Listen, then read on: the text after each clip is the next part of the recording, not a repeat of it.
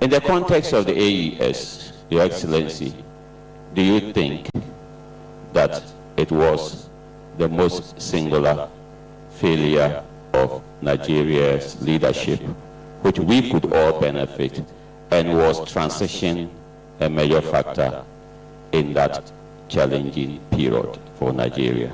Thank you. Thank you, Captain Kamaldeen. Let me take one question before we take the answers. Yes, sir. So kindly. Thank you very much, Your Excellencies. I am Brigadier General B.F. Kusi, retired but not tired. Yes, Your Excellency, in the beginning of your lecture, you talked about, there was an anecdote about the way the late President Ufo-Boigny more or less stood firm to prevent France from sabotaging the formation of ECOWAS. And this same President Ufo-Boigny also talked about the youth in terms of the fact that what was going on in the French colonies, especially from the attempt to give them independence with one hand and take it away with the other hand through this part colonial or colonial pact. You know, he was asked, why were they allowing the French to dominate and to treat them the way they were doing? Just like the George Floyd having a policeman having his knee on his neck, and very, very difficult, finding it very difficult to breathe. And he told them, look, we cannot do anything by ourselves, but I am hoping that one day the youth will rise up, knowing what we are going through, and do what we cannot do. And like a prophet, in the last few years, we have seen the rising up of these young officers from Mali, Burkina Faso, and Niger, trying to confront the hegemon. And one would have thought that ECOWAS, standing in for the development, economic development of our sub-region or our region, and knowing very well that these were real contributors to the economy of the region, and being frustrated by that hegemon, France, I would have thought that ECOWAS would have also at least stood firm behind them. But they did not. So do you think that is a strategic mistake of ECOWAS by not rising up to support these young men who were doing what their colonial, their forefathers could not do? And why is it that now they are talking about the existential problem of ECOWAS survival? So did ECOWAS make a big mistake by not supporting the young men in the countries? Thank you so much, sir. Thank you. Dr. Chambers, do you want to start? Okay. I think, okay. Let me deal with, somebody said, well, ECOWAS and AES. Now, what I said in my lecture is clear. Now, ECOWAS cannot approach AES. They will not even, and we shouldn't attempt it. Now, as I said in my lecture, I was here during the inauguration, and the fact that the three of them, one at the head of state level, the other two at the prime minister's level, I thought that was be good, and we could capitalize on that. And I believe we should continue to do that sort of thing. If there's any leader that can reach out to them and they will tolerate, that three countries they don't want to hear anything about, as I was told, and it's sure is Nigeria, Republic of Benin, and Cote d'Ivoire. And they just don't want to hear anything about these three countries. And if you take these three countries out of ECOWAS, you take these three countries out of ECOWAS, then ECOWAS is become more or less empty. Now, so what I see is that we should not close the door against them.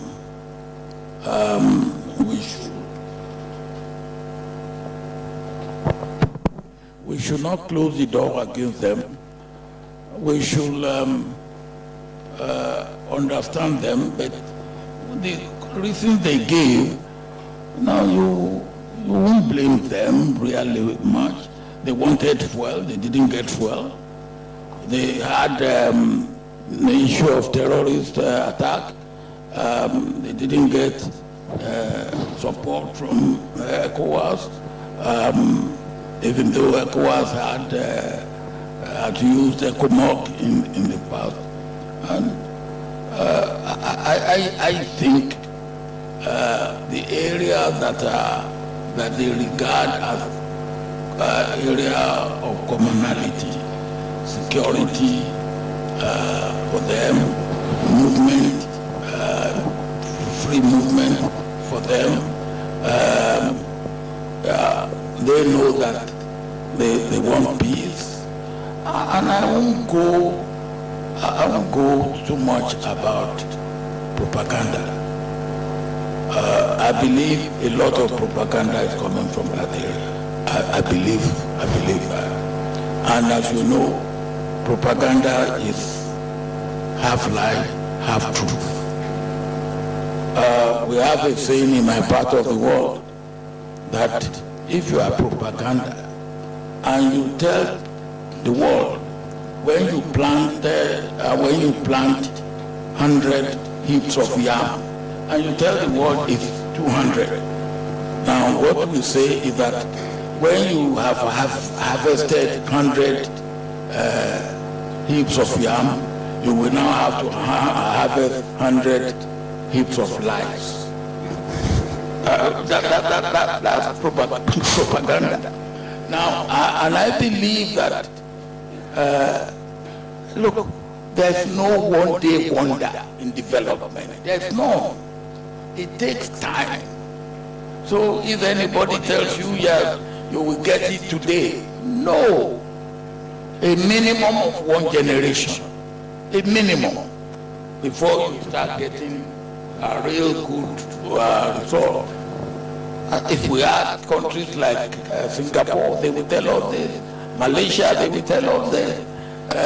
South Korea, they will tell us this. Now, so I believe that we should not close the door against them. We should use every opportunity. And then you talk about Nigeria.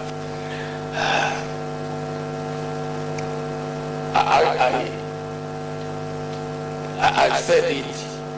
If when the coup took place, instead of saying, look, we are going to attack them, we are going to cut off this, we get a leader. If Nigeria cannot go, ask one of the countries to go and say, look, find out for us what is going on, so that we can know what action to take. Now, we didn't do that. We cut off, we closed the border, we cut off electricity. And if I may say about Nigeria, we had no right to do that, because we gave them electricity in Niger on the ground that they will not dam the Niger, because if they dam the Niger, the Kanji Dam will not have enough water. So we are obligated not to do that. And then if you do that, what do you want them to do? And they said, even by their Francophone Common Bank, what do they call it? BCIO. Yeah, that they wanted BCIO to give them money to buy fuel. BCIO didn't give them their own money. It didn't give them. So I think we should understand their situation, their plight, and then gradually make them come. And I believe when they put in their request to pull out of ECOWAS, we should have been more active to persuade them. Then you are talking about, what were you talking about? The young men, the strategic mistake. I was asking whether ECOWAS did not make a strategic mistake by not supporting these young men who were fighting against their freedom, because their freedom had been given with one hand and taken away with the other hand. Well, I think now they go that, but initially it wasn't fighting against colonial power that they are. It wasn't that. It was the 5 or 6 things that I mentioned that worried them. But I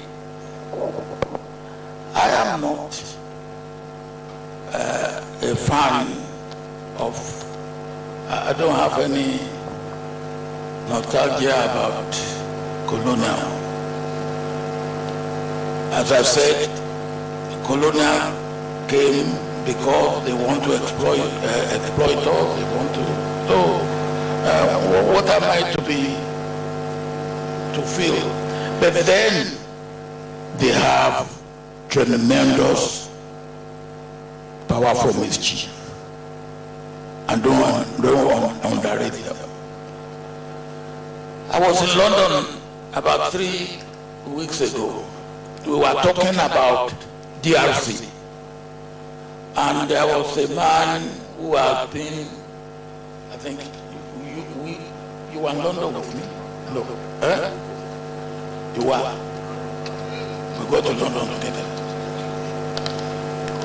One of the people, the man who had estate and gold mine in DRC, one of the people we brought to me was saying, look, a head of state of a country, if he will be in our way, let's get rid of him. If he will be in our way, let's get rid of him. And that's a leader. And that is being talked about in London. So you can see the problem that we face. It's not easy. I would say, well, I wish those boys well. Okay. And but even when we had to fight against Britain, Nigeria, for elimination of apartheid. Now we know what it cost us, and it cost us something. I don't know. It's probably part of why the British want a secretary, but not a general. Thank you, Baba. Yeah. Thank you so much. Now, we are in a military installation, and there are rules, and we have to obey them. So the red light up there shows that I cannot take any more questions. I have just been told. But I've been given a dispensation for 2. 1, a question from a student here. If there is any up there, can I have a question? And secondly, I'm going to appeal. Since we've been talking about the Sahel region, and we have President Mahama's chief envoy to the Sahel region, Lieutenant Colonel Larry Gwavrolati, I think we should get a comment or 2 from you. So can you please give the microphone for him? This one, we want to hear from you. Since you are the man who is been sent by President Mahama to help make peace and also liaise with the with the Sahel region. Thank you very much, Your Excellency. Baba, I think you're doing well, because you are looking as fit as the last time we met in Agradaa. Now, the issues that have been raised today, I think are very pertinent. And I think, Baba, you've captured President Mahama's perspective of what is going on very clearly. But to look at it, we have to be clear about the threat that we all face. And I just want to talk about two aspects of that threat.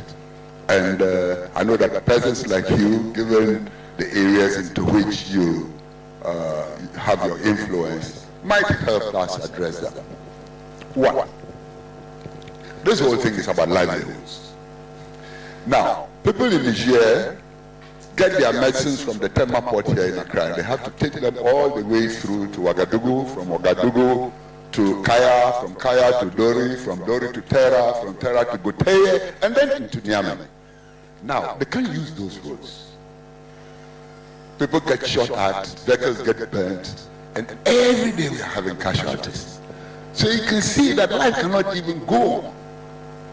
I think that these are things that people like you should be looking at and finding out how we can help the situation with threat-specific responses that have the necessary support by way of general. You know, if you are going to protect convoys on that road, you know what it takes.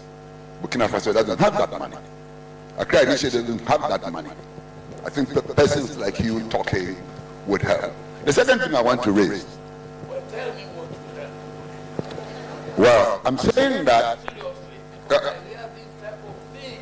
Okay, sir. You want me to, I'm not interested. Seriously, I agree with you, Baba. What I'm doing is identifying the specific threats that touch on livelihoods and which we could respond to. And I'm trying to look at crafting threat-specific responses that we could prioritize and have identified one. And I'm saying that we would require the assistance of persons like you to help mobilize what it takes, the resources. Like you're going to protect those vehicles, if you're going to protect those convoys, you will definitely need some, hard-skinned vehicles to help you do it. We will need some training of those people who are supposed to, escort those vehicles. We will need some community. We will need all that which is military, and I think that the military guys will be able to help with that. So if I could go on with the second one.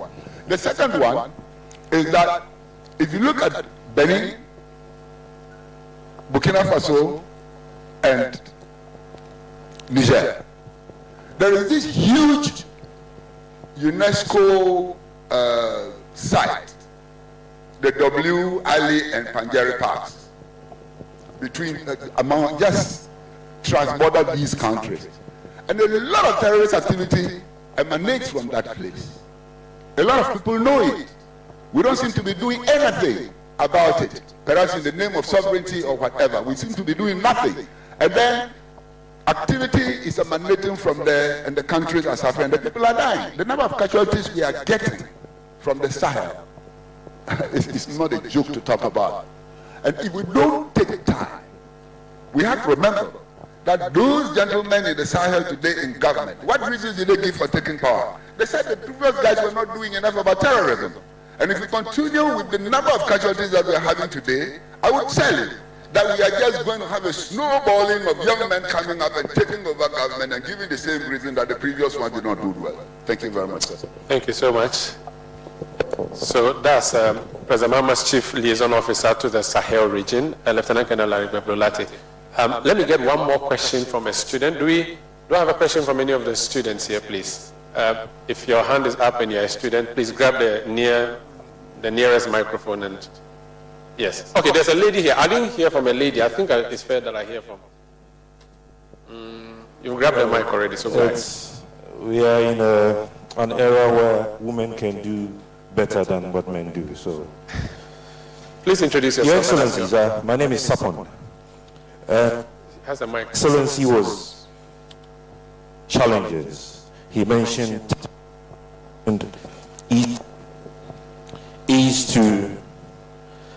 access to weapons, ease access to weapons, increase poverty and inequality, increase political instability.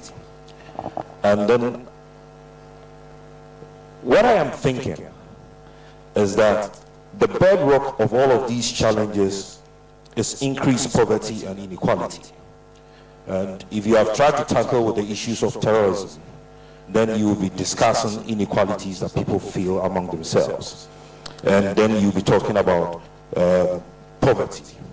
And that is what would make them go to grab weapons to survive. If you look at ECOWAS, you will notice that they shift focus from dealing with the bedrock, which has to do with the survival of the people, and trying to deal with the top issues. So we know that to bring us together, we would have to go an easy way through trade. How are we able to do that? We have the AFCFTA. Now, you grow cocoa, and you can you wrap up for me quickly? Yes. Yes. You grow cocoa, and you would have to export cocoa and import chocolate. How many of us are able to buy chocolate? Meanwhile, the Germans and the French would rather want to grow wheat and grow rice, and we would import that to our people. Why do we not focus on dealing with food sovereignty? Very well. Growing food crops, rather than focusing on cash crops, which we would have to export and import it back as food. Thank you. Thank you. Can you give them, there's a lady, are you a student here? Yes, please give the microphone to the lady, and then that would be the last person. Yes, the lady on her feet. Kindly give the microphone to her for me. Kindly introduce yourself. Yes, the microphone is behind you. Yeah, please, go ahead. So kindly introduce yourself and give me, yeah. Eje Janet. Sir, my question is, okay, when His Excellency started, he said his fear is that with the ongoing in the Sahelian region, that the tendency of the youth for there to be an uprising is paramount. So my question is, what have been put in place, or how can we avoid this?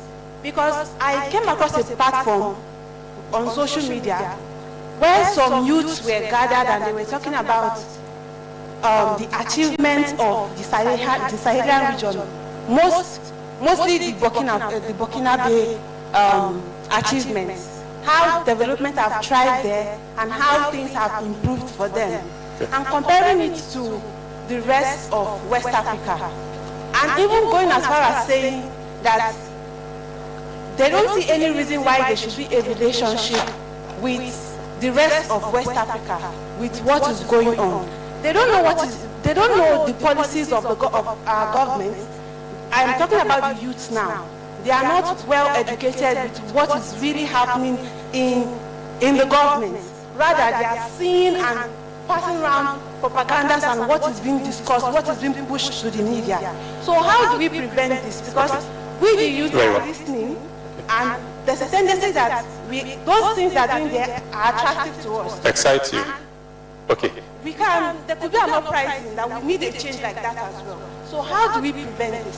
Thank you. Thank you so much. I think that will be the end of the comments and questions. Can I have my closing remarks, please? So, Dr. Chambers, you start, and then Baba will finish for us. Yes, I want to suggest that discussion is ongoing and should continue on how to bring back the AES countries into the fold. Someone suggested that should we leave them to their own devices? No, we cannot, because from the comments of Kenegweblo, the problem is right on our doorsteps too. So if we ignore it, we will do so to our own peril. It will worsen the situation in Nigeria. They'll start to come down. Benin, Togo are already feeling it. Cote d'Ivoire is. So the situation in Sahel is one that should be of concern to us. Now, I also agree with President Obasanjo that we need to exercise what is being called strategic patience. This is not a matter that is going to be solved in the next year or two. So let's keep the conversation going. Let's work towards keeping the contacts, and that is already being done through envoys such as Colonel Bevrolate, the envoy of President Jomai, Professor Batili, the police president has his own channels.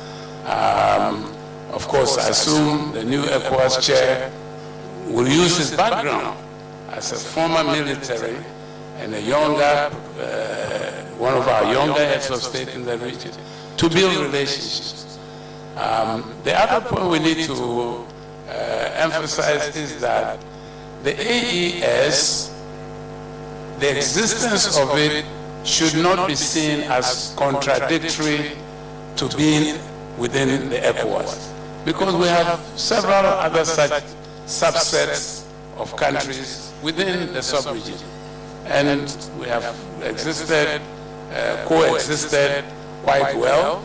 You have the UMWA, you have the Mano River Union, you have, in fact, the Litako Gruma, which involve these three countries. So let's work towards a way of letting them understand that one is not saying that they cannot come together to deal with specific threats that are particular to them, namely the fight against terrorism and violent extremism in the Sahara region, but they also should not see their new alliance as necessarily exclusive of their ECOWAS membership. The decision at ECOWAS level is to maintain the dialogue, to use this year to have reflections on the future of ECOWAS, including new relationships that need to be built with AES, and even reforms. Because clearly, with this major crisis that ECOWAS is facing, it means something has not worked. And if that is the case, then ECOWAS needs, as it has done in previous times, to have deep reflection and see how we readjust, we reform, we restructure the organization to deal with current challenges that we are facing. The last point that I think I should also emphasize is that discussions such as these should feed into this reflection. They have already started, as I mentioned. Civil society is very active in this. The young people who are very active now, let us hear from them, and then let us take on board their concerns and what we need to do to let them really begin to participate in the ECOWAS project, so that it's not something that is limited just to officials and heads of state, but the people of the region can also be involved more directly, so that we move closer to the ECOWAS of peoples. Finally, it seems to me that we need to be very clear also of striking balances. We need to review, let's be very clear about that, sanctions regimes and also core integration projects. We have for a long time neglected the core integration projects of ECOWAS and shifted a bit too heavily in favor of the political. The two should go hand in hand. There should be a better equilibrium. There are still too many problems in our free movement. Yes, it is commendable that this is one region where you don't need visas, but just talk to any of our economic operators. Just stand at Aplao and see the difficulties our market women, our traders, transporters have to go through. Sometimes a vehicle can be held at the border for 2 weeks. Can we imagine the cost to the owner of the transport, the vehicle, to the traders who have hired, to the people who have sold the goods which are being transported? So these obstacles, we really need to work hard to remove them and to make sure that our sub-region can facilitate the achievement of an African continental free trade area. But charity should start at home. Let ECOWAS go back to the fundamental and core areas which made the organization attractive for the ordinary, the common people of the sub-region. The ability to move around and trade and harness the tremendous resources of our sub-region to create prosperity for all. Thank you so much, Doc. Thank you so much.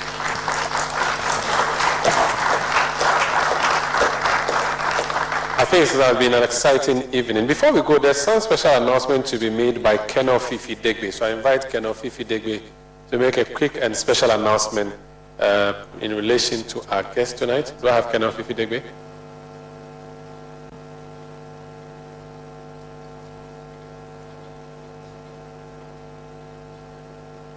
Yes, while we wait for Colonel Fifi Degbe to make a presentation, let me just again acknowledge and thank our sponsors who have been gracious enough to support us for this program: Viba Insurance Brokers and QIC, Golden Age Comprehensive Insurance Policy. Thank you so much. Channel 1 Television, Citi FM, Joy News, Media Support, thank you so much. The Ghana Armed Forces Command and Staff College, GAFC, for giving us this particular place and hosting us, and One Ghana Movement, of course, for being the brain behind this. Do I have Colonel Fifi Degbe ready? Yes, please.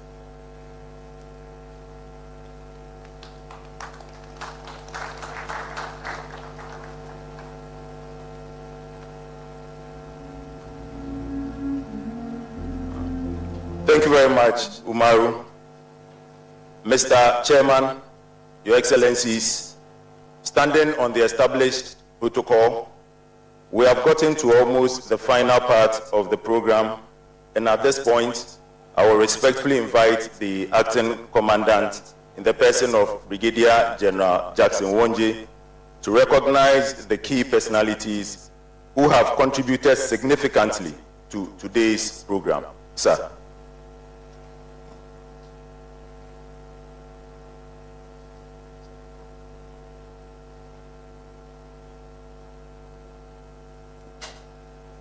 The first recognition is to our moderator, in the person of Umaru Sanda.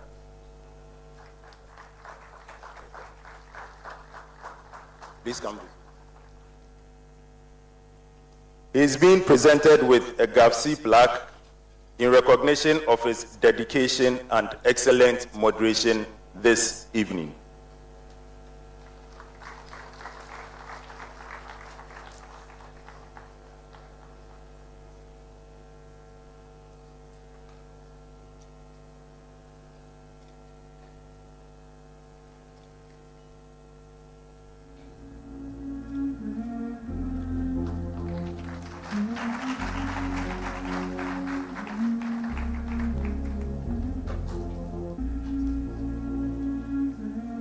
Thank you, Umaru. The next recognition is to our chairman, His Excellency, Dr. Mohammed Ibn Chambers. Our chairman is being presented with a plaque and a citation, which partly reads, "In recognition of your enduring service to Ghana and Africa, and in gratitude for chairing the 2025 Republic Day Lecture, we thank you for your leadership and reflections on the future of ECOWAS, your expertise and profound understanding of the complex dynamics at play within ECOWAS provided an invaluable contribution. We are truly appreciative of your dedication to fostering peace, stability, and progress in our region. Signed off by the Acting Commandant, Brigadier General Jackson Wonje, and the convener of the One Ghana movement, Mr. Senyo Hosi.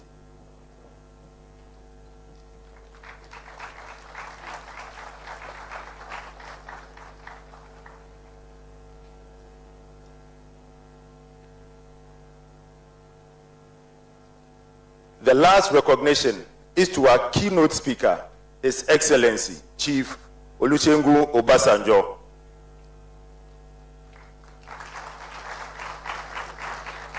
Our keynote speaker is being presented with a plaque and a citation, which partly reads, "In recognition of your profound contributions to African leadership, peace building, and recognition, regional integration, and in deepest appreciation for delivering the keynote address at Ghana's 2025 Republic Day lecture, we say thank you, Your Excellency."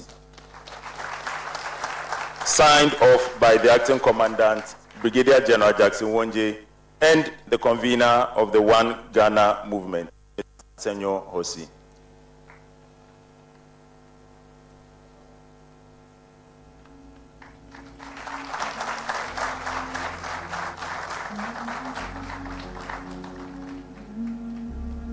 We are very grateful, Your Excellency.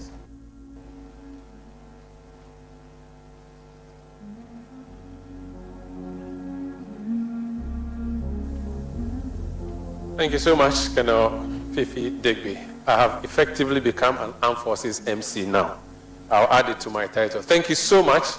It's been really, really wonderful having you, wonderful audience tonight, and I think it's been an insightful one. If you agree, let's give a round of applause to our presenters tonight.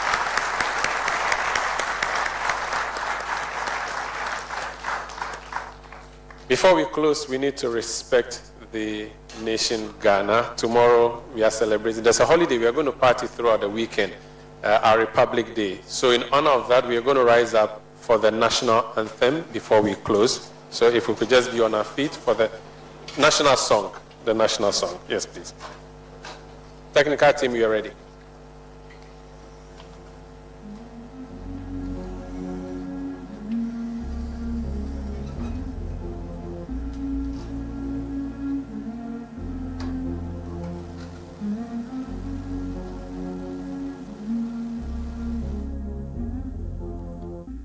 You're listening to Citi 97.3 FM. Just gone by my colleague Umaru Sanda. I'm in the program at the Kofi Annan Peacekeeping Center at Teshi here in Accra, where the former president of Nigeria, Olusegun Obasanjo, was guest speaker at an event known as the Republic Day Lecture. Spoke about issues happening within the West African sub-region, and that's where the program comes to an end. We continue, or we'll start Eyewitness News, which is coming to you live from our studio here in Accra. My name is Sami Uyafi, and tonight I'm here with Eno Safo. And kind of on Eyewitness News tonight, lawyers for self-styled evangelist Nana Agradaa to appeal her 15-year jail term handed her by an Accra Circuit Court. Also, Opposition New Patriotic Party (NPP) seeks legal redress over Electoral Commission's decision to rerun elections in some 19 polling stations in Dablikuma North constituency.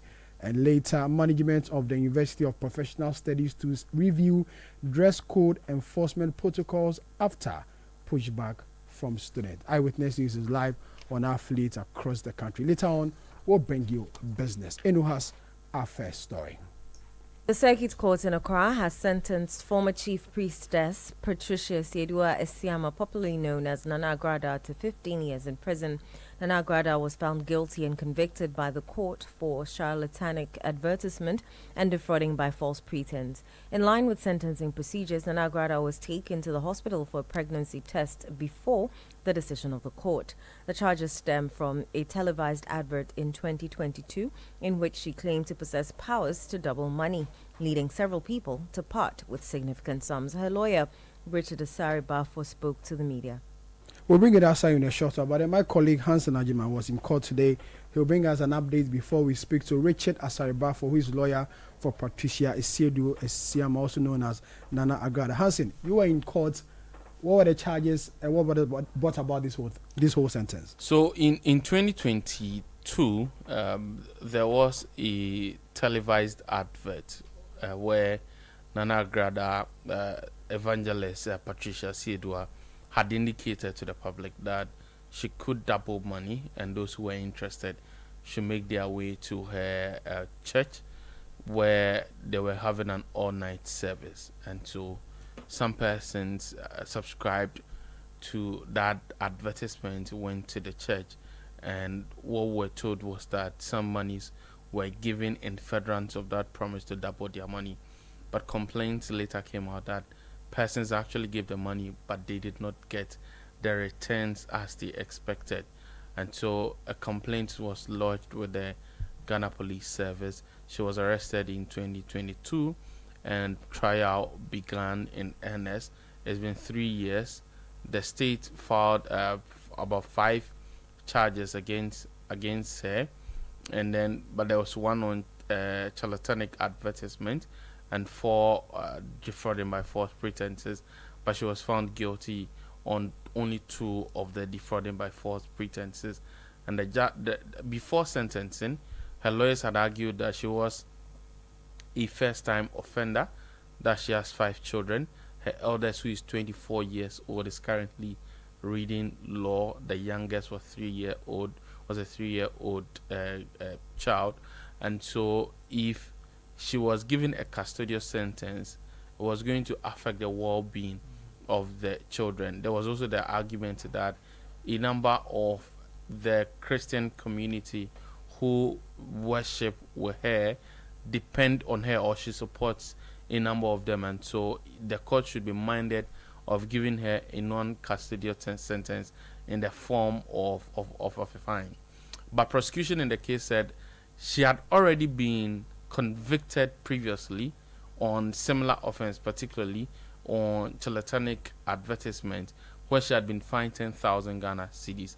And so it was a view of prosecution that the court should rather impose a harsher sentence. And if you look at the offenses that she's been sentenced on, the defrauding by false pretense per Act 29, the minimum is 10 years and the maximum is 25 years. So the judge, after considering the argument, said, looking at how the number of issues of defrauding by false pretense and also such advertisements within the space, she decided to give her 15 years in jail for both offense each. However, it's supposed to run concurrently, meaning that until anything changes, she's going to spend 15 years. Okay, just hold on there. Let me speak to Agrada's lawyer, Richard Asaribafo. Hansen, don't go. I'll speak to you on some other court cases that happened today. Let's go on the phone and speak to Richard Asaribafo, who is lawyer for Patricia Esiedu Esiama, also known as Nana Agradaa. Richard, good evening. Thank you very much for your time, counsel. I'm sure this is not what you were expecting. Very well. We were not expecting this result at all. But in summary, the judgment delivered by the court today is nothing but travesty of justice. And we say so not because the decision did not go our way. We say so because we are deeply concerned about the reasonings of the court. You see, when prosecution, in fact, the accused person was charged with 1 count of charlatanic advertisement and 4 counts of defrauding by false pretenses. Initially, the claim of prosecution was that Agradaa had engaged in money doubling venture. So the trial commenced, they took evidence, and prosecution saw they could not sustain those charges. So they amended it and subsequently amended it further. So there were 3 different amendments, which are all allowed by the law anyway. But when prosecution closed their case, the judge ordered that we open our defense in respect of all the 5 counts. And we argued that in respect of count 4 and count 5, there seems to be no evidence whatsoever on record, because the people who made that allegation did not come to court to testify at all. So it is travesty of justice for you to demand or request an accused person to open a defense in respect of a charge where evidence has not been laid. She did not agree with us and asked us to open our defense anyway. But in today's judgment, she acquitted her on count 4 and count 5 and held that there's no evidence on record. So it means clearly, at the time that you ordered us to open our defense in respect of those charges, she had no basis whatsoever in law given that order. Now, we are also concerned about how the court analyzed the evidence, because this is a simple matter. We had 2 people come to court alleging that the accused person had conducted an online service in which they participated. And in that program, they were made to form queues. And the accused person parted away with their money in the sum of 540 Ghana cedis. Thankfully, we had video footage of the entire service. This footage was produced in court by prosecution itself. On the part of defense, we equally produced the same footage. So where the accused person constantly mentioned that these complainants, I don't know them. They did not come to my service. They had been planted outside my church. I don't know them. They did not participate. Then one would think that the basic thing to do is for prosecution to point us in the video. Let's say at 10th minute or at 15th minute, the first complainant or the second complainant is seen there in a black suit or in a on that row. That did not happen. In the course of course examination, we asked them, you said you participated in the service. Can you tell us what the message was about? They couldn't tell us. The kind of songs, they couldn't tell us. Prayer points, they couldn't tell us. Who even did the MC on the day, they couldn't tell us. So nothing about them showed that they were indeed at the service. Yet you had a judge going by their account and totally ignoring whatever we put across. And we believe that once a complainant made a complaint and we have evidence, positive evidence on record, and they could have proved or showed us, and they failed on that, we believe that was fatal to their case. But that notwithstanding, the judge still went ahead and entered judgment against us. So that's the source of our disappointment. So you feel your client was not treated fairly by the court? At all. We believe that Agradaa has been jailed not because of what she did, but because of who she is. We believe that Agradaa has been loud on social media. She has stepped on several toes. The kind of language she uses is not that palatable. Some people don't like him. All of those things came to play because it is so basic. The man said, I was in the service. We have video footage before the court. So show us. But nothing of that happened, and yet still judgment has been entered again. You feel there's a way to silence her? We believe so. So after this particular, what is the council going to do? I mean, the lawyer team. What's the next? This judgment is delivered by the circuit court. So there are appellate courts. We would file the necessary processes early Monday morning because tomorrow is a holiday. We're going to do that early Monday morning. You see, the point is that if the justice of the case requires that my client be incarcerated, so be it. But if the justice of the case requires her to be set free, we will go every length. Because how is it possible that we have video recordings of the entire service before a court? The complainant who the accused person claimed did not participate in the service were not made to identify themselves in the video. And yet the lady promised that she was going to share money. We had the lady sharing the money. We saw the lady sharing the money in the video. And the judge's interpretation of that was that the people who received money in the video are all collaborators. And that is very unfortunate because the police themselves know their work. If the police were of the view that the people who received the money were collaborators, they would have charged them with conspiracy. But there was no such charge. So how would the judge move out of his way and analyze the evidence that people who were seen in the video were collaborators? It's something that we clearly can't come to head with it. We can't. Can I conclude that you want to appeal this decision? Oh, sure. That is very certain. That is certain. You see, the justice of the case requires her to be incarcerated. As lawyers, we are officers of the court, and we go to court, assist the court to administer substantive justice. But if the justice of the case requires her to be set free, why should he be incarcerated? This is so basic. The prosecutor laid charges for 4. 2 of them couldn't come, and the 2 people who came were not seen in the video. So how on earth would weight be placed on what they said? weight is placed on everything that the CID said. But the CID said when he went to the church premises after the event, the place was locked and he could not get any access to the place. So how come we place weight on what the CID said and not the video footage that was put before the court? The video footage was put before the court. So how is that possible? How is that possible? Counsel, where is your client now? As of now, she is at the police headquarters. Getting ready to be sent to whichever prison. Sure. Okay, thank you. Thank you very much for your time. Richard Asari Bafo, who is lawyer for Patricia Esiedua Esiama, also known as Nana Agradaa, who was sentenced today by an Accra Circuit Court to 15 years prison term or jail term. Hassan, aside the Nana Agradaa issue, there was another issue in court. Yes, so that had to do with the case involving former boss of the National Signals Bureau. His lawyer, Samuel Atachian, had applied to the court for the court to direct prosecution in the matter, that is the Attorney General, to make available national security accounts dating as far back as 1992. The judge then dismissed that request and set July 18 for trial to commence. So the prosecution has given indication on the number of witnesses it is going to call, and following the decision by the court, there's also been an indication on which of the witnesses prosecution is going to call first. But Samuel Atachian was one who was not happy about the decision of the High Court judge.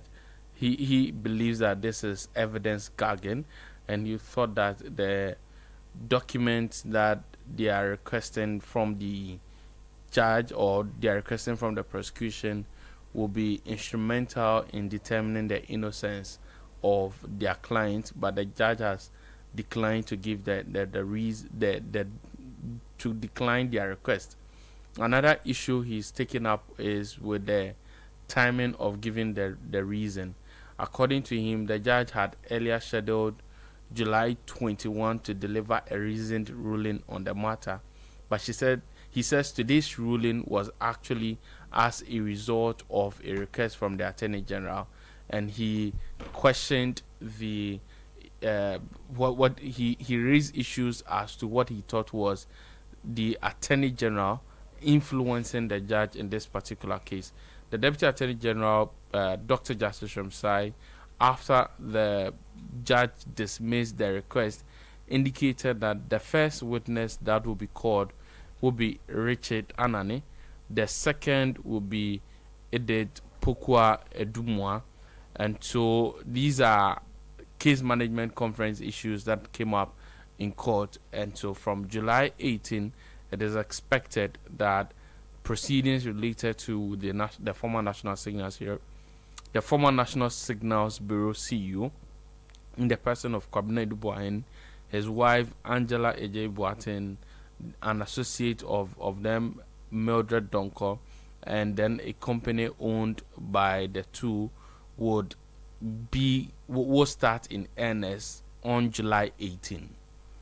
Hansen, thank you very much for your time. Hansen Ajema is my colleague here and our court correspondent as well, bringing us updates on some court issues or court cases today. You're still listening to Eyewitness News, coming to you live from our studio here in Accra. Let's read some text messages before we go for a quick break. Derek from Sandama says, jailing Nana Agradaa is a bold step in restoring sanity to our moral and legal order. Her deceit through so-called money doubling was criminal and disgraceful.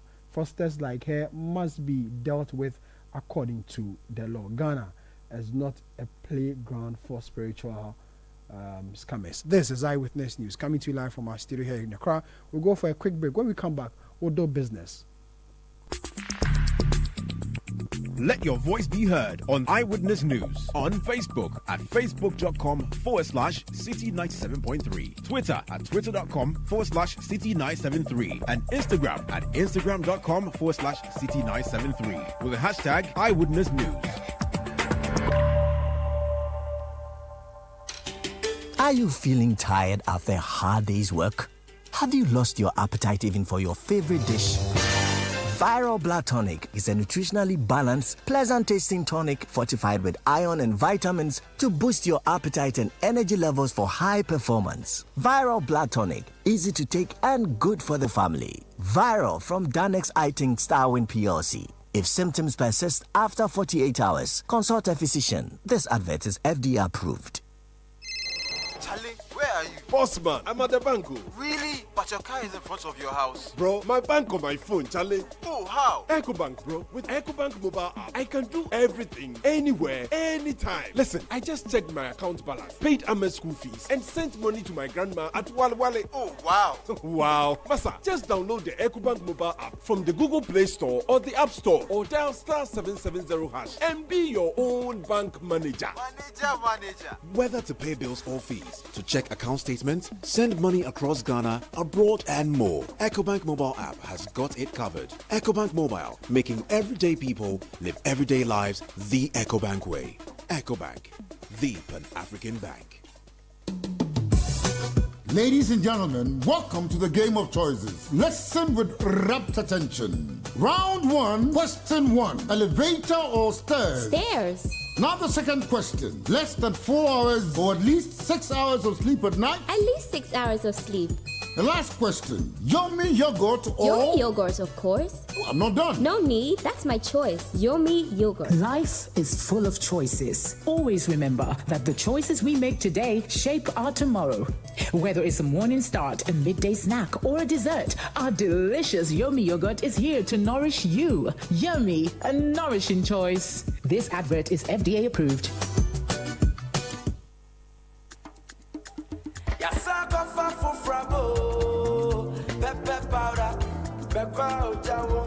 Sankofa pepper powder, Sankofa pepper powder, Sankofa pepper powder. Abuna abonje krakra, Sankofa pepper powder, Sankofa pepper powder. Eyewitness News. Be there as it happens. Get the details. Every significant financial transaction, every market movement, and all the policies that affect your business. Citi Business News. Be informed. Time now for Citi Business News on Eyewitness News. I am Inu Safo. Let's settle for the details. The government has confirmed the disbursement of $349 million to Eurobond holders fulfilling its latest debt service obligation under the post-restructuring arrangement.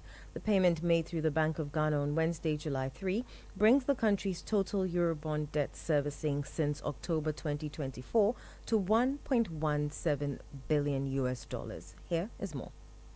The cumulative payments to date include an initial $475 million in October 2024, followed by 349 million cedis in January 2025, and the current $349 million in July. With this, Ghana is now fully current on all scheduled Eurobond repayments for 2025. Looking ahead, the government is preparing to service $1.41 billion in Eurobond debt in 2026, continuing its phased repayment schedule agreed with bondholders after the successful restructuring deal last year. According to the ministry, the timely payments are expected to yield several benefits, including an improved sovereign credit outlook, renewed investor confidence, and greater foreign exchange market stability, as the debt service outflows have already been factored into the Bank of Ghana's reserves and liquidity strategy. This development comes at a time when Ghana is actively rebuilding its fiscal credibility following years of debt distress and economic shocks. Emmanuel Opong with that Business Desk report. The rate of inflation could return to single digit by September this year, ahead of the government's own target of mid-2026. This is the projection by Head of Finance at Merben Capital, Nelson Kujo-Kwagbeji. It follows the latest figures from the Ghana Statistical Service, showing that year-on-year inflation dropped sharply to 13.7% in June. the lowest since December 2021. Nelson Kujo attributes the downward trend to a combination of factors including sustained cedi stability, a tight monetary policy stance by the Bank of Ghana, and yields on the Treasury bill market, which continues to absorb excess liquidity from the system. He believes that if these macroeconomic conditions persist, Ghana is on track to achieving single-digit inflation in the next 3 months. We have seen that the cedi has enjoyed relative stability, currently trading at interbank at 10 Ghana cedis 30 pesos. All these three factors actually contributed towards the disinflationary pressure. And this can continue even into the third quarter, where we may end up hitting a single-digit inflation. As I did indicate, 11.9% is the target for the year, but having achieved 13.7% as at second quarter, we may end up hitting single-digit by September 2025. And this is good news for businesses, good news for individuals, and good news for the government. This inflation rate is going to provoke a lot of activity within the money market. Treasury bill currently hovers around 14%, and inflation at 13.7%. A lot of investors will express interest in the money market, and so government under subscription over this period may be reversed into oversubscription because investors will be making a real rate of return of about 0.3% when investment is done any moment from now. Nelson Kujo Kwagbaji is head of finance at Merban Capital. Government is holding discussions with global payments giant PayPal to secure full access for users in Ghana. Minister for Communications and Digitalization Samuel Nate George disclosed this during a press briefing on second quarter developments in the digital sector. He said the ministry is actively engaging the Bank of Ghana and other key stakeholders to address regulatory and compliance issues that have long prevented Ghanaians from fully using PayPal services. The move, he says, is to deepen Ghana's digital economy and expand access to global e-commerce and financial platforms for individuals and businesses.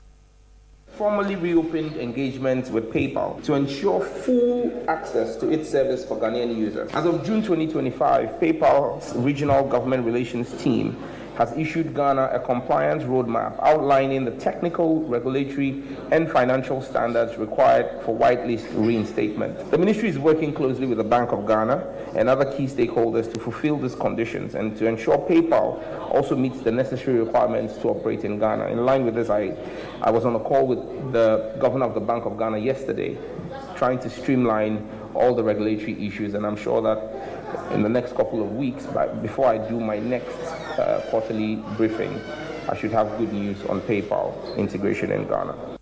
That was Minister for Communications and Digitalization Samuel Nate George. That's all for City Business News on Eyewitness News. I am Inu Safo. Up next is Point Blank. Eyewitness News. Be there as it happens. If home is where the heart is, then let's go home, shall we? Let's go where the entertainment is, where the passion is,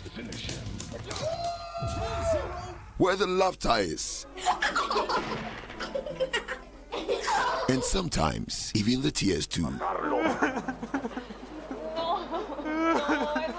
Let's go where we feel safe enough to share our opinions and send tweets, where we do that embarrassing little dance to our favorite song. Let's go home where the love, the care, and the joy live. There's no place like home. Connect your home to super fast internet with affordable data bundles from MTN Home. Visit broadband.mtn.com.ga or your My MTN app to sign up today. Everywhere you go. Oh, jump on now. Go, go. Ah, go me. At what time will you come back where I don't hear the sound of your car? Why you buy new car? No, I not change my car. It be the same right. It be the fuel where I change. Way one shouts it. Ever since I started using the all-new Excellium Premium Fuel, fortified with 3-in-1 action. Oh, Joe, now my car they run like electric car. No, it's so. This is the type of fuel where they want to. Because now engine they cost. Where they want for way if I buy it, it go protect my engine. And with the small way I buy, I go drive, sir. Absolutely. It's like strapping a turbocharger to your engine and giving it a protector. protector. And what they boss my mind self be the 3-in-1 action, no? Excellium they prevent up to 99% of deposit. It be anti-wear, some be anti-corrosion. Won't pay when I open them. Hey, so where can I find this magical fuel? Just head over to any Total Energy service station and your car will thank you. Hey, then make a finish my gobe fast, then rush go Total Energies. My friend, but why your hand my gobe inside? I give you info. Make a fill the gobe too small. The go-go. Excellium is designed to protect your car engine, decrease fuel consumption, and lower CO2 emissions. Don't say fuel, say Excellium. Choose Excellium, choose quality. Your family's health should never be a worry, no matter where you are in the world. Are you a Ghanaian in the diaspora, a foreign resident in Ghana, or a Ghanaian looking for the perfect health insurance plan for yourself or your family in Ghana? Then the Apex Ebusiapa health cover is what you need. A comprehensive health insurance plan to protect your loved ones. From hospital stays to life-saving treatments, we ensure quality healthcare at an affordable cost. Apex Ebusiapa health cover. You don't just send love home, you secure it. Visit Apex Health Insurance at Zion House, Boundary Road, Shashi East Legon, or call 0540-128-256 or 0501-683912. Apex Ebusiapa Health Plan. Global love, local care. Oh, jump on Go. Ugomi, at what time when you come back where I don't hear the sound of your car? Why you buy new car? No, I not change my car. It be the same right. It be the fuel way I change. Way one shouts it. Ever since I started using the all-new Excellium premium fuel, fortified with 3-in-1 action. Oh, Joe, now my car they run like electric car. No, it's so. This is the type of fuel where they want to. Because now engine they cost. Where they want for way if I buy it, go protect my engine. And with the small way I buy, I go drive, sir. Absolutely. It's like strapping a turbocharger to your engine and giving it a protector. And what they boss my mind self be the 3-in-1 action, no? Excellium they prevent up to 99% of deposit. It be anti-wear, some be anti-corrosion. Won't pay when I open them. Hey, so where can I find this magical fuel? Just head over to any Total Energy service station and your car will thank you. Hey, then make a finish my gobe fast, then rush go Total Energies. My friend, but why your hand my gobe inside? I give you info. Make a fill the gobe too small. The go-go. Excellium is designed to protect your car engine, decrease fuel consumption, and lower CO2 emissions. Don't say fuel, say Excellium. Choose Excellium, choose quality. Still unbeatable. Republic Bank has slashed the Citi mortgage interest rate to a new low. That means it's more affordable to own your dream home. You enjoy lower monthly installments, save on interest payments, flexible loan arrangements, and more. Make the move. Own your home at a lower teen interest rate. But hurry, this offer lasts for a limited time. Visit any Republic Bank branch or send email to myhome@republicghana.com or call Accra 054-0109-649. Kumasi 054-0109-901 to apply today and enjoy a teen interest rate. Republic Bank, we're the one for you. Eyewitness News. Be there as it happens.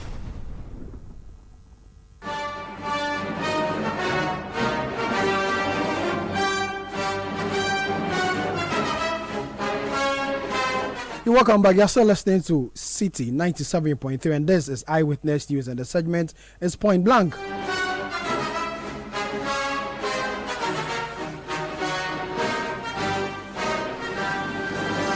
On Point Blank tonight, we go to the University of Professional Studies, UPSA.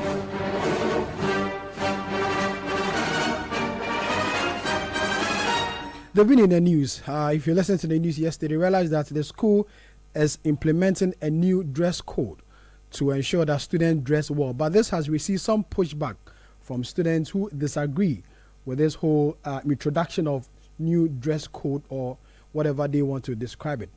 Let's go on to the phone line and speak to Abba Loko.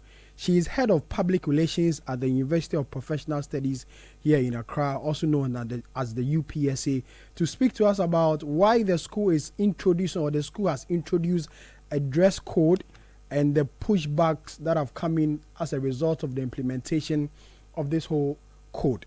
Hello, ma'am. Good evening. Thank you very much for your time. Good evening, Sammy. Thanks for having me. You're welcome. First of all, one may ask, why was there a need for the school to introduce a dress code for students? I would like to correct you on that point. This isn't a new policy regarding the dress code. the policy on our dress code is in the student handbook, which has been in existence since 2018. And prior to that, this dress code existed generations ago. This year will be 60 years, and the institution has had this code which guides the way students should dress on campus. So it's been done already, but then it was the enforcement. Yes. So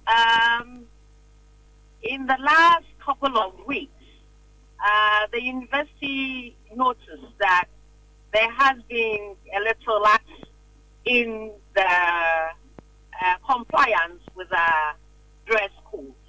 And so the Dean of Students had engaged the students through notice, reminding them of the need to adhere to the code that ensures that students are properly dressed for lectures and also representing and actually living the culture that the university is trying to instill in the students, ready for the world of work.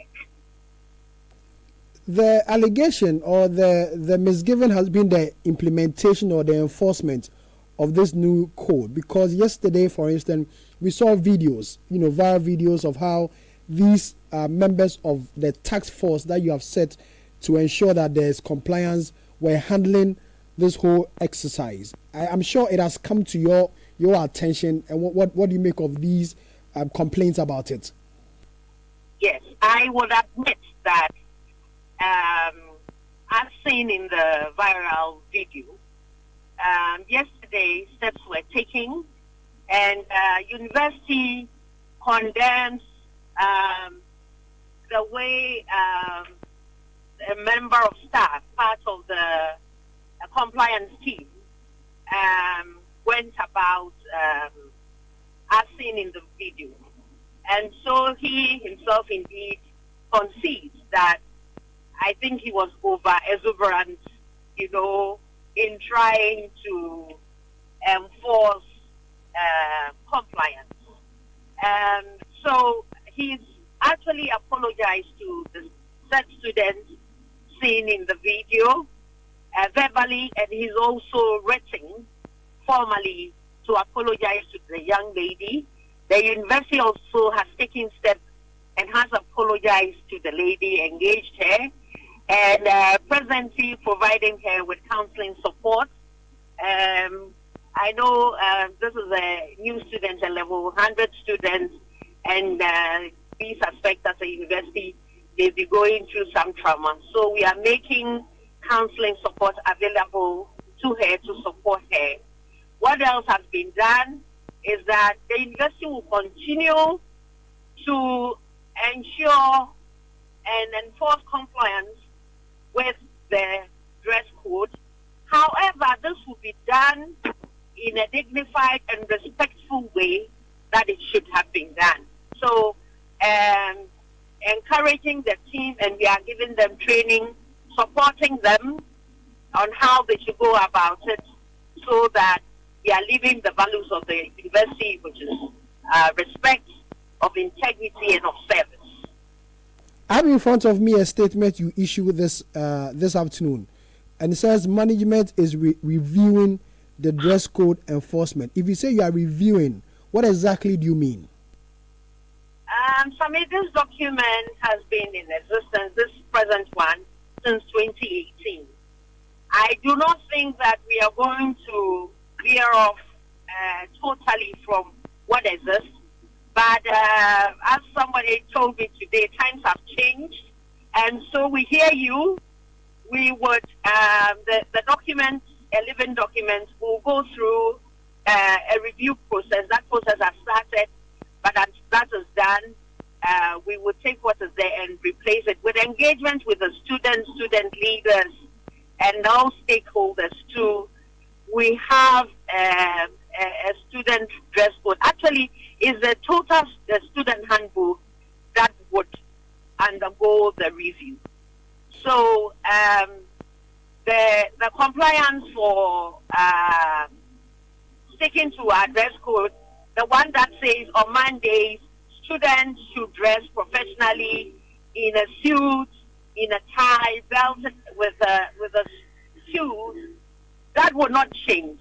With the ladies wearing either a trouser, suit, and formal, that would stay Mondays. What we are saying that Tuesday, Wednesday, Thursday, we relieve you of the suits. Wear your white shirt or blue short sleeve shirt, well ironed with your trousers, either blue-black trousers or black ones. That is what is in the student handbook, right? And so those ones, I do not think that we would vary it too much. In line with the national policy on the Friday wear, we allow students to wear their Friday traditional wear on Fridays. And sometimes we have the faculties themselves having their ceremonial wear, which the students use. But, you know, just on Thursday, I met a young lady who virtually, I wouldn't say naked because on radio, with a tank top with a belly showing with all sorts of rings around her navel. And I do not think that as a professional university, those are the things that we like to see. That students are coming to class with bathroom slippers. I do not believe that that is the kind of students that we want to see on the UPSA campus and students that we are preparing for the world of work. No. In as much as I've heard a number of people supporting this enforcement, there are many who also say that it's an university, a place for adults. Why would you want to prescribe uniform for students in a university? This is not a primary school or a JSS. And so if the students may want to wear whatever they want to wear, why the restriction? The argument is that it is a university, a place for adults. It is indeed a place for adults. But I believe that when you sign on to become a student of the University of Professional Studies, there are rules that you sign up to, and the dress code is part of it. So as long as you sign up to be in the university, this is what the university requires of you. This is our expectation.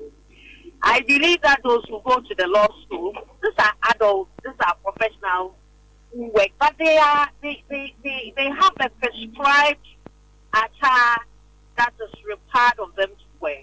I don't see people complaining about that. And why is that? So I believe that every institution that you go to has its own rules. I believe in your organization in Citi, you will have your set rules or that are acceptable in terms of your dressing, maybe what you do, you don't. There are rules. Hello, Abba. Hello. The rules of the game. Hello, I'm here. I can hear you. Your last submission, your line went dead a bit. Yes, I'm actually on the road, so pardon me. Oh, okay. So what I would like to say is that we hear the public. We have listened. The compliance, the enforcement will go on. We will continue to do it in a very respectable and dignified way. Nobody has a right to touch anybody, and that we would enforce that. We are training the team that is enforcing this, and we are using our student leaders also to continue to engage our students and making available platforms that will continue to engage our students on. It is for the good of our students. And we hear them, and we work together to support our students. concerns. And I believe that when we review that living document, some of the concerns will be reflected in there. Madam Abaloko, I'll say a big thank you for your time. I am very grateful. Have a wonderful evening. Abaloko is Director of Public Relations at the University of Professional Studies, UPSA. You're still listening to Eyewitness News, and this is Point Blank. Another story we're also looking at Point Blank tonight is that the New Patriotic Party, the NPP, it says it will take legal actions to stop the Electoral Commission from conducting a rerun of some polling stations in the Ablikuma North constituency. This follows the Electoral Commission's announcement to rerun in 19 polling stations within the constituency over disputed results from the December 7th parliamentary elections. Addressing a press conference today, the party's General Secretary, Justin Frimpong-Kodia, says the commission lacks the legal basis to call for a rerun. We in the MPP shall stop at nothing in our quest to ensure that the powers that must be respected and upheld by the democratic right and sovereignty of the good people of Ablikuma North, as expressed by them on 7th of December 2024, is upheld. And therefore, we have caused our legal directorate to challenge the Electoral Commission in court. And today, we shall file in court to challenge the arbitrary, the capricious, the whimsical directive by the Electoral Commission in court. And it is our prayer that in spite of the intimidation and victimization of our judges, we will get a good judge who will be firm and speak for the truth. And when the truth speaks, certainly we will be vindicated. And our candidate will be declared the winner of Ablikuma North. Thank you very much. You are the General Secretary of the NPP, and that's not all. The General Secretary also criticized the Electoral Commission for taking out one of the polling stations that is expected to be rerun. According to Justin Frimpong-Kodia, the polling station in the Gloryland Hotel Odoko A1 was omitted from the list of polling stations the Electoral Commission announced.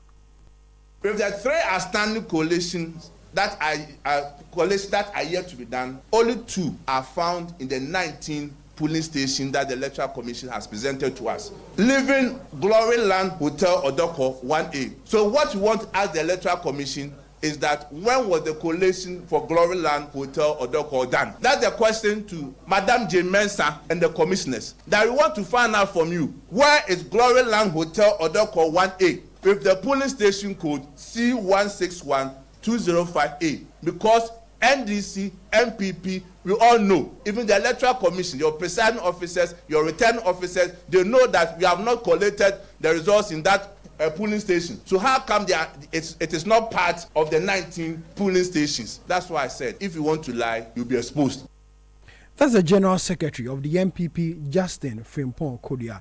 The matter did not end there. The minority side in Parliament also raised the issue on the floor of the House, and they say that the Electoral Commission should be summoned to appear before Parliament to justify why it is only running elections or rerunning elections in 19 polling stations in the Ablikuma North constituency.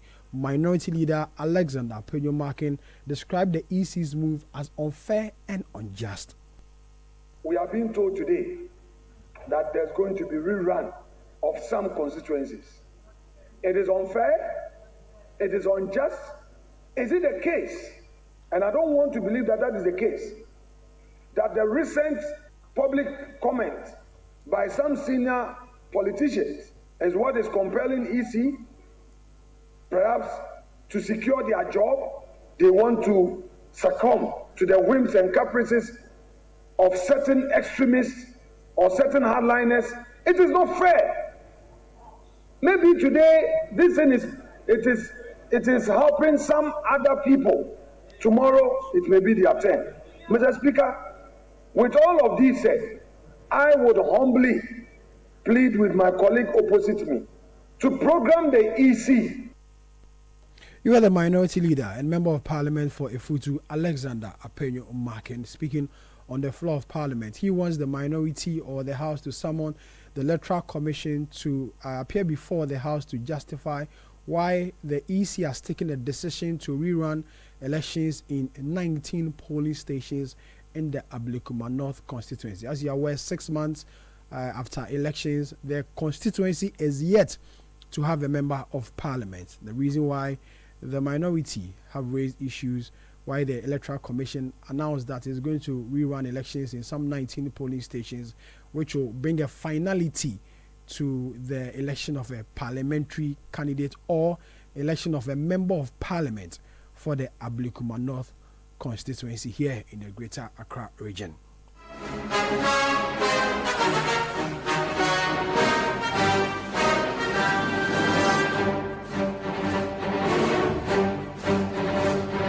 And this is where we end today's edition of Eyewitness News. That came to you live from our studio here in Accra. My name is Sami Wiafe. Earlier, you heard Eno Safo. The show produced by Beverly Landing, Juliana Asari, technical assistant from Daniels Kwashi. Good night.